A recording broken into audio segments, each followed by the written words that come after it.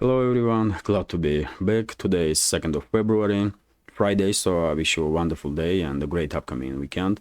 Now it's 3 o'clock, middle of the day by Moscow time. I'm Levan Gudadze and this is my first update for the day in which I will share all the main news that are making headlines in Russian media outlets and Russian language pages on different internet platforms. There are quite a few very significant developments and news that I'd like to share with you, and I will start with this information about statements of Russian Defense Minister Sergei Shoigu about progress of special military operation during the previous months. And according to Shoigu, as a result of hostilities between the sides, Ukrainian armed forces lost in January about 23,000 military personnel killed and wounded. This is, 5 brigades, by the way. This is 5 full-blooded brigades. And according to Shoigu, during the same period of time, Ukrainian armed forces lost more than 3,000 different types of military equipment, including Western-made battle tanks, Leopards in this case, and infantry fighting vehicles like Bradley. Also, according to Shoigu, HIMARS MLRS systems were destroyed and Patriot air defense systems. Also, overall, as I said, more than 3,000 military equipment was lost by Kiev regime, along with the 23,000 military personnel. Huge number of losses, of course, on part of Kiev regime, especially if you take into account that Russian armed forces are not conducting any large-scale offensive operation on any of the sectors of the front line, and it's still mobile defense strategy or active defense strategy that is exercised by Russian forces. Then I want to share this information. I guess all of you are informed already that EU approved 50 billion financial aid package for Kiev regime for next 4 years. All 27 members of EU voted in favor of allocating these 50 billion euros for Kiev regime, and as long as taxpayers of European states are happy to pay for Zelensky and for enrichment of Zelensky and his criminal associates, for corrupt officials of the EU member states and Brussels itself, EU bureaucracy, I don't think anything will change. I was expecting that at some point this decision will be made and Hungary will agree to allocate these sums, especially after recent threats from Brussels that Hungary's economy gonna suffer significantly if Orban will continue to sabotage this idea, this proposal to allocate 50 billion. And well, it is what it is. It is what it is. European citizens, European taxpayers will send 50 billion euros to Moscow regime in this world. TASS news agencies report that it seems like for Brussels bureaucrats, 50 billion for Kiev regime is not enough, and they want, by the way, additional 20 billion to be transferred for Kiev regime through so-called peace fund, and this peace fund, by the way, is created to provide Kiev regime specifically with weapons and for training to finance training of Ukrainian military personnel. That's irony, isn't it? They call this fund peace fund, but even that is not enough for Brussels bureaucrats. So 70 billion will be paid by European taxpayers for Kiev regime, but on top of that, Brussels is promising Kiev new tanks, helicopters, and 1 million artillery shells by end of this year. So add additional number of billions on that 70 billion, and that's I guess final paycheck that European taxpayers gonna receive. But as I said, man, as long as the Europeans are happy to pay, and what you gonna do? Then this information, by the way, you may find it interesting, that Ukraine rejected flying trash warplane donation from Australia. Interesting news. Let's read several sentences here. Senior Ukrainian Air Force official rejected the donation of Australian fighter bombers, calling them flying trash. The Australian Financial Review reported on Tuesday. Kiev later changed its mind and asked for planes months later, but the aircraft had already been scrapped. The idea of handing over 41 of the Royal Australian Air Force retired FA-18 Hornet jets was first floated last March. 2 months later, at the G7 summit in Japan, US President Joe Biden gave the green light to his Western allies to send American-made fourth-generation jets to Ukraine. However, when Kiev was encouraged to make a formal request for the Australian planes, an unnamed Ukrainian Air Force official dismissed them as a trash that Canberra was eager to offload. Australian newspaper is writing, quoting a defense contractor who was present during the talks. He called them flying trash, the defense contractor said. That basically killed the FA-18 deal. Had he not done it, they would have been flying over Ukraine now. Well, interesting news from Australia. I don't know which high-ranking official of Ukraine's Air Force called FA-18s flying trash, but probably that official is not really genius of our times, because FA-18s are one of the most capable fourth-generation fighter bombers that exist. But, well, it's a good development anyway. It's a good development, at least for Russia, because Russian air defense systems did not have to destroy these planes also. Let's continue. And by the way, when it comes to scrapped planes, maybe those planes were not even scrapped when these high-ranking officials in Kiev have a change of minds, when they ask Australia that, you know, they will receive F-18s. Maybe some planes were scrapped, but some not. But I guess it was a matter of principles at that point for Australia's government not to send these planes to Kiev regime after this humiliation. Basically, they called them flying trash instead of being grateful that they were considering to give them fourth-generation fighters. Anyway, TASS news agency's report. I mean, Kiev regime has attitude, by the way. They have, they are emboldened. They are talking with the Western leaders, for example, from high ground, and they are demanding. They are not asking. They are demanding more and more, like yesterday Zelensky did, by the way, when information broke up about this 50 billion. What he did, he demanded 20 more billion through this so-called peace fund, and he demanded a million artillery shells also. And well, EU did make promise that they will provide Kiev. EU officials did promise him.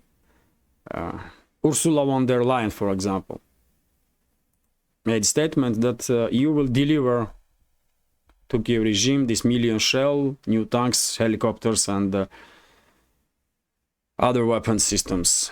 Anyway, let's continue. And TASS news agency's report here, according to which only 19% of Ukrainian refugees in Germany are working, at least officially. And in Germany right now there is 835,000 Ukrainian refugees from 15 to 65 years that are 15 to 65 year old and are capable of working. This was reported by Rheinische Post, some media outlets in Germany. And well, maybe only 19% is working, officially, but the rest of them are receiving about 560 euros monthly for as a financial support from German government. So, well, I don't think they will be able to live for 500 euros.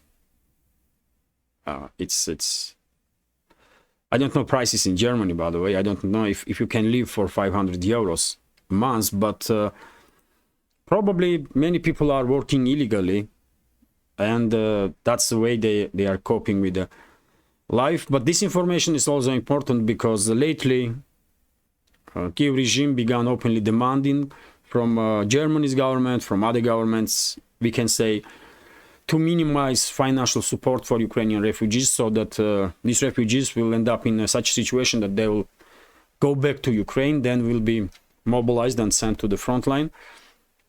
And Ireland, yesterday I did report that Ireland, by the way, already made decision to cut significantly financial and social aid for Ukrainian refugees, and I guess Germany will follow suit. That's why this type of informations are now highlighted in German media, I guess, to prepare ground for cut of financial and social aid for Ukrainian refugees, and most likely very same will happen in other countries also. And some number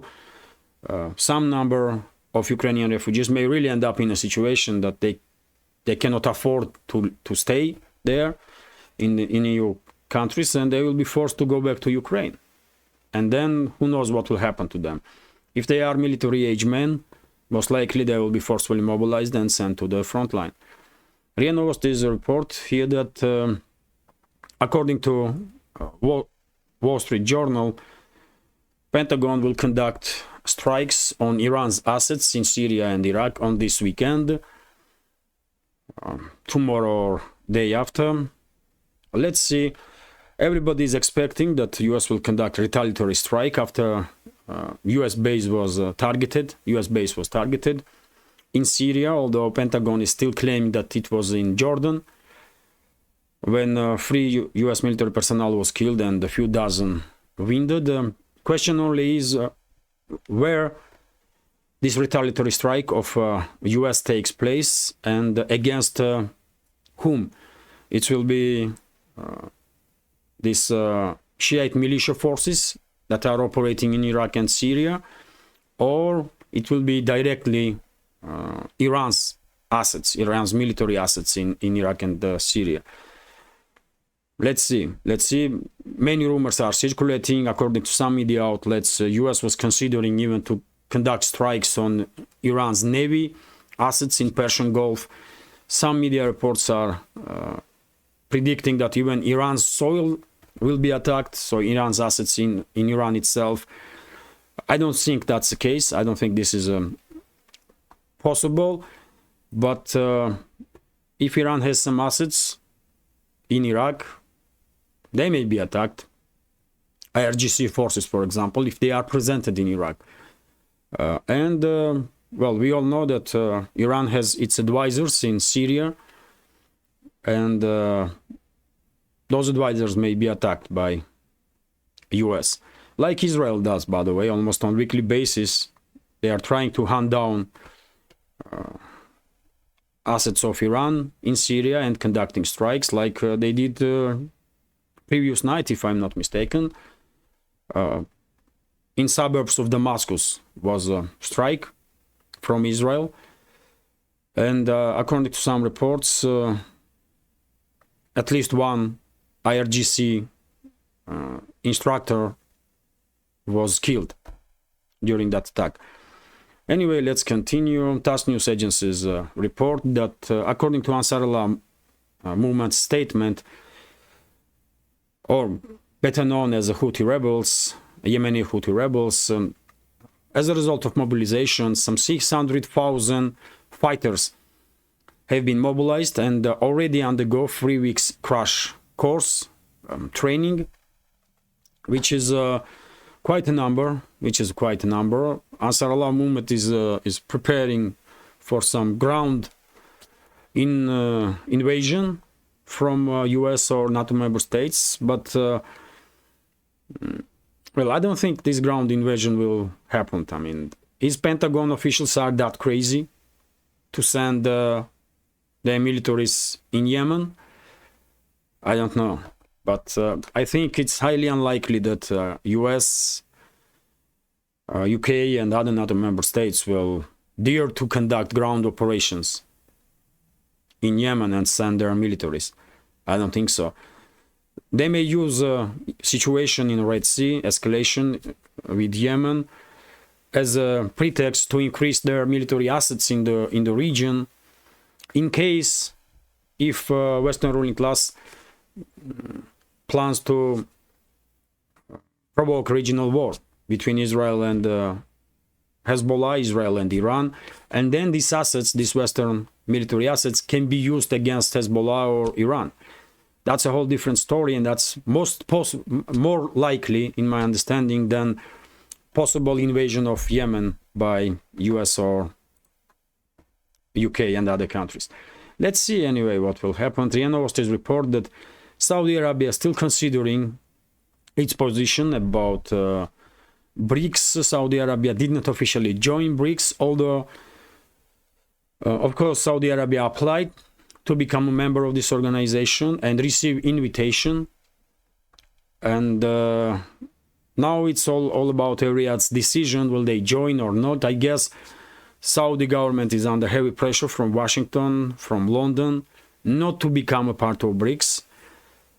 And well, let's see what kind of decision will be made by Saudi royal family, but I believe it will be more practical for them and more safe if they will join BRICS, because to be friendly with Russia, China, other BRICS member states, and to normalize relationships with Iran, which did happen, by the way, definitely it's a better way for Saudi Arabia than to stay as an asset of US in the region and risk everything, basically. Because every country, every single country in the Middle East knows perfectly well that Western ruling class will abandon them in a second. They mean nothing for the Western class. They are just used by West. That's it. And that was the case always, forever. Anyway, let's continue. RT reports that Turkish banks closing Russian accounts, according to Russian newspaper Yemenis.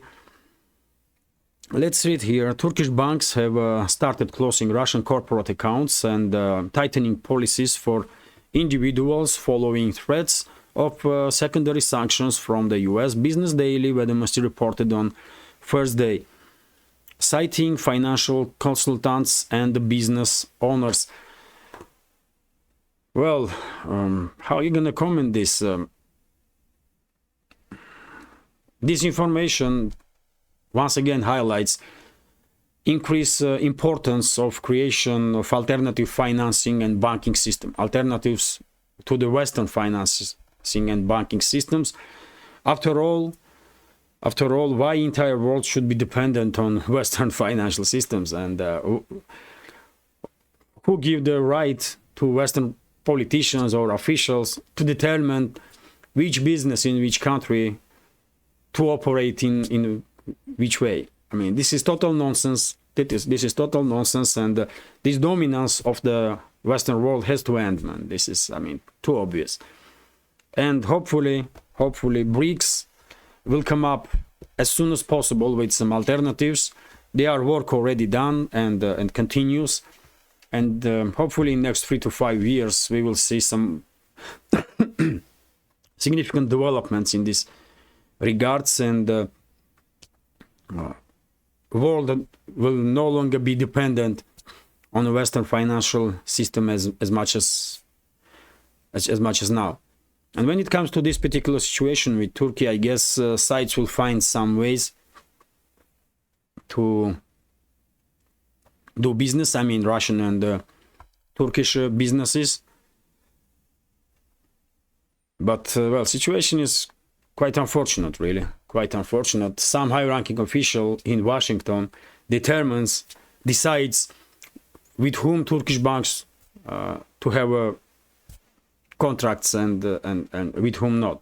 This is crazy, man. But anyway, that's the world that we are living in, and yet again, hopefully in next 3 to 5 years time, BRICS will come up with alternatives, man. This is absolutely necessary.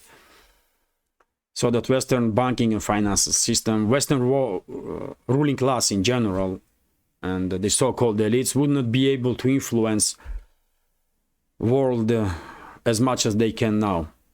RIA Novosti's report, and this is going to be last news for this, I hope, short update.